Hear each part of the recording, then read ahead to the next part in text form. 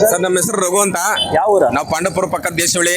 ಹಾ, okay sir. ಇದು ನೋಡಕ್ಕೆ ಅಷ್ಟು ಪರ್ಸನಾಲಿಟಿ ಸೂಪರ್ ಆಗಿದೆ. ಯಾವ ತಳಿ ಸರ್ ಇದು? ಫಸ್ಟ್ ಹೇಳಿ ಸರ್. ಇದು ಅಮ್ಮನ್ಗಡ್ ತಳಿ. ಹೌದಾ? ಚೆನ್ನಾಗಿದೆ. ನಮ್ಮ ಮಟನ್ ಚೆನ್ನಾಗಿರುತ್ತೆ. ನಾವು ಚಿಕ್ಕ ಮರಿಯಿಂದ ಸಾಕಿರೋದು. ಎಷ್ಟೆಲ್ಲ ಆಗಿದೆ? ಎರಡಲ್ಲು. ಎರಡಲ್ಲಾಗಿದೆ. ತೂಕ ಎಷ್ಟು ಲೈವ್? ತೂಕ 30 kg ಇದೆ.